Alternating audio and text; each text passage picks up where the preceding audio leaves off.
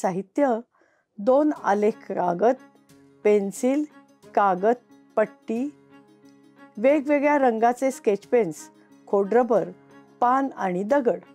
हा खेळ कसा खेळायचा ते पाहू. आलेख कागदावर एक विषमभुज त्रिकोण काढला. या त्रिकोणात कोणतीही बाजू सारखी नाही. आय म्हणजे अ विषमभुज त्रिकोणाच्या अंतर्गत भागातील जालक बिंदूंची संख्या. बी म्हणजे ब विषमभुज त्रिकोणाच्या भुजांवरील जालक बिंदूंची संख्या. आय म्हणजे इंटरनल आणि बी म्हणजे बाउंड्री म्हणजेच कडांवरील बिंदू. आता आपण आलेख कागदावरील ठळक चौरसाचे छेदनबिंदू आरेखित करून घेऊ. या ठिकाणी आपण पाहिले की विषमभुज त्रिकोणाच्या ज्या बाजू आलेख कागदावरील ठळक रेषेला छेदून गेल्या तेथील छेदनबिंदू आरेखित केले, परंतु जी बाजू ठळक रेषेला छेदून गेली नाही त्यावर कोणताही छेदनबिंदू आरेखित केला नाही. बाउंड्रीवरील म्हणजेच कडेच्या बाजूंवरील बिंदू आपण निळ्या रंगाने रंगवू. आता हे झाले कडांवरील बिंदू. तिन्ही कडावरील मिळून हे 8 बिंदू आहेत. आता आपण आतील बिंदू मोजू. आतील बिंदू मोजताना पूर्ण चौरस तयार झाला पाहिजे. आता असे चौरस कोणते ते पाहू. आपल्याला 3 पूर्ण चौरस मिळाले तर 5 पूर्ण चौरस नाही. आता आपण 3 पूर्ण चौरस ज्या बिंदूंमुळे तयार होतात त्या बिंदूंना आरेखित करू. बिंदूंमधील फरक कळण्यासाठी काळ्या रंगाचा वापर करू. आपले सगळे बिंदू आरेखित करून झाले आहेत. जालक बिंदू मोजून आपण आकृत्यांचे क्षेत्रफळ काढू.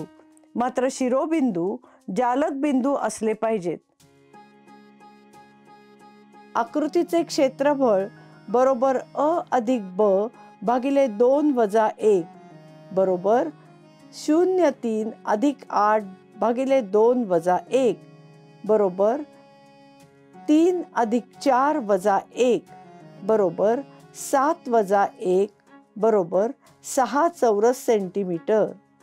महेश आणि मंगेश आज आपल्या इथे आले आहेत. ते आपल्याला पीकचे सूत्र वापरून क्षेत्रफळ कसे काढायचे ते सांगणार आहेत. आधी महेश मंगेशला आकृती काढून देईल ज्यावरून तो क्षेत्रफळ काढेल.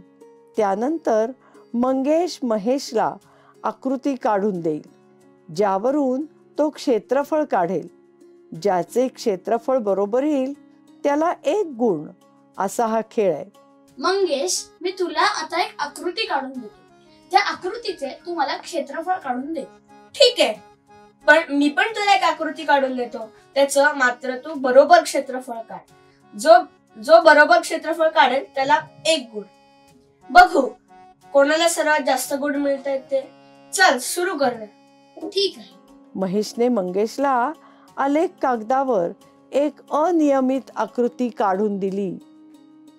मंगेशने सूचनेनुसार आतील आणि कडांवरील बिंदू आरेखित केले. 1 2 3 4 5 6 आतील बिंदू. ठीक आहे, आता आपण बाहेरचे बिंदू मोजूया. 1 2 3 4 5 6 7 8 9 10 11 12 13. बाहेरील बिंदूंची संख्या 13 आहे. आता आपण ह्या आकृतीचं क्षेत्रफळ काढू. क्षेत्रफळ बरोबर अ अधिक ब भागिले 2 वजा 1 म्हणजेच क्षेत्रफळ बरोबर 6 अधिक 13 भागिले 2 वजा 1 बरोबर 6 अधिक 6.5 वजा 1 म्हणजेच 12.5 वजा 1 बरोबर 11.5. म्हणजे त्या आकृतीचा क्षेत्रफळ झालं 11.5 चौरस सेंटीमीटर. अगदी बरोबर. मंगेशचे उत्तर बरोबर आले. त्याला 1 गुण मिळाला. मग आता तू मला आकृती काढून दे, मी क्षेत्रफळ काढून दाखवतो. चालेल. मंगेशने लगेच त्याला आकृती काढून दिली. झाली. हे घे, ह्या आकृतीचं क्षेत्रफळ काढ. महेशने ठरल्याप्रमाणे आकृतीतील आतील बिंदू मोजण्यास सुरुवात केली.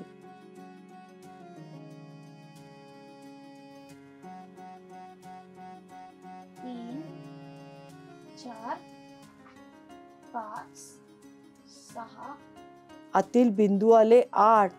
त्यानंतर त्याने कडांवरील बिंदू मोजायला सुरुवात केली.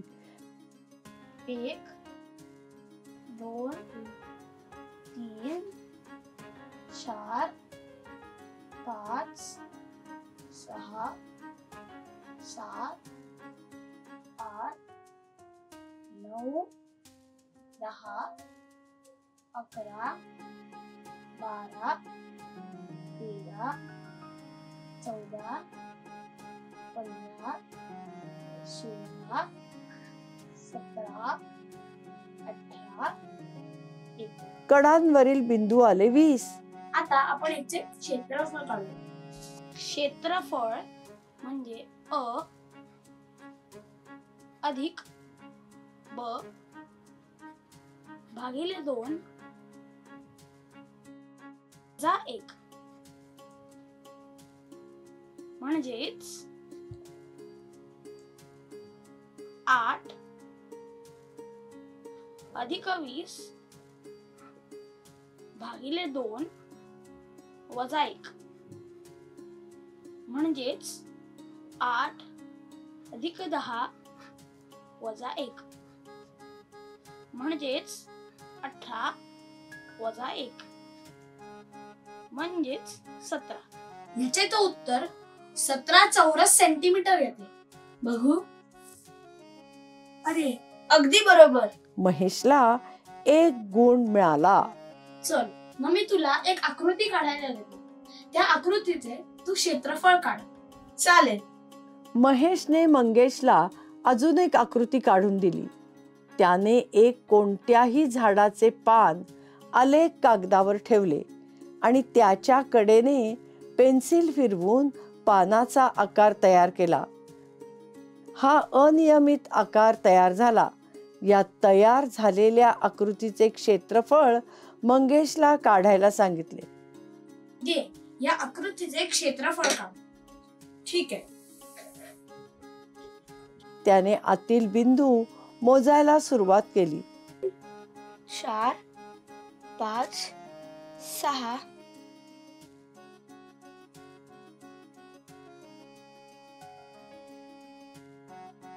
आतील बिंदू आले 25. आपल्याला एकूण 25 आतील बिंदू मिळाले. आता या आकृतीतील बाहेरील बिंदू मोजू. आता त्याने कडांवरील बिंदू मोजायला सुरुवात केली. कडांवरील बिंदू आले 4. म्हणजे आतील बिंदू झाले 25 आणि बाहेरील बिंदू झाले 4. आता आपण याचे क्षेत्रफळ काढू. मंगेशने त्या आकृतीचे क्षेत्रफळ काढायला सुरुवात केली. बरोबर 25 अधिक 2 वजा 1 म्हणजेच 27 वजा 1 म्हणजेच 26 चौरस सेंटीमीटर.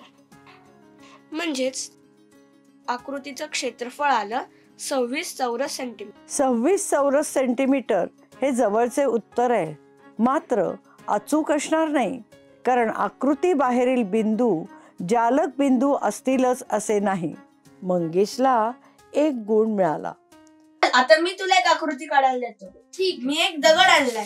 त्या दगडाचं मला क्षेत्रफळ काढून दाखव. मंगेशने आलेख कागदावर एक दगड ठेवला. त्याची कड आखून त्याचे क्षेत्रफळ काढण्यास महेशला सांगितले. हे घे. ठीक आहे. आता मी या दगडातील आतील बिंदू मोजतो. महेशने लगेच आतील बिंदू मोजायला सुरुवात केली.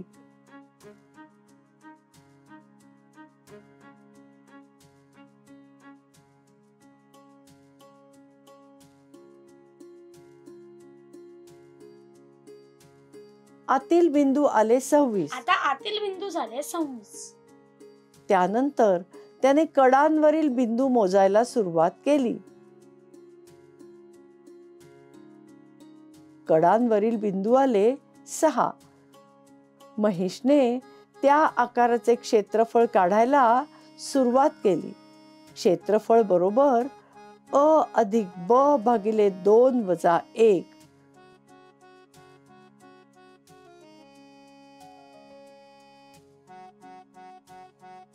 सत्तावीस चौरस सेंटीमीटर जवळजवळ बरोबर क्षेत्रफळ मिळाले.